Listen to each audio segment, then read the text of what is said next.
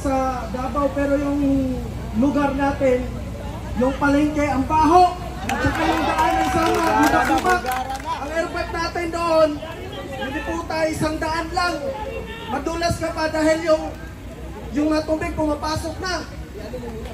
O pati yung ba natin, CR doon sa palengke, napakapangit ng Tacloban.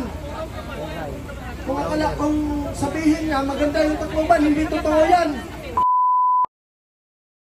Huwag ka ng ayuda ka sa Davao, pero yung lugar natin, yung palengke, ang baho, at saka yung daan ay sama, budak-budak, hinayupa ka.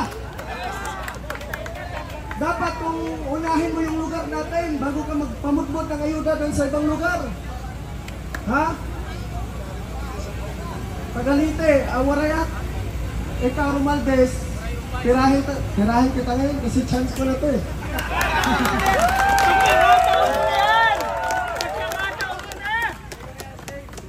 Hoy, ito talaga, ang sarap ulat ko. Romaldes, laki yung samar, umuwi kami 2 beses, di punta yung samar na daan. Dalawang gulong na sasakyan namin, butas dahil sa lubak-lubak. Romaldes, ayusin mo muna yung lugar natin doon bago ka magpamudmod ng ayuda doon sa Davao. Bakit doon ka nagpamudmod? Kasi mabaho ka na ba sa atin? Ha? Ano? Ang airport natin doon, hindi po tayo 100 lang. Madulas ka pa dahil yung tubig pumapasok na. O pati yung ba natin, CR doon sa palengke, napakapangit ng Tacloban. Kung sabihin niya, maganda yung Tacloban, hindi totoo yan. Ano? Nakakagigil yung nanood ako ng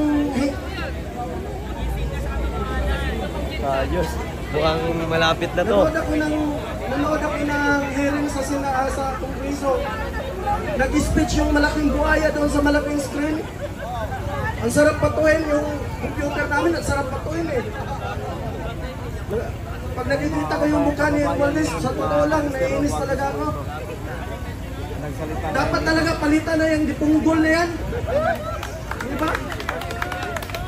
Kaya ito po, panawagan namin, kung may oras po kayo bukas o bakante po yung araw natin, pumunta po tayo dito para magsama-sama po. True Lies.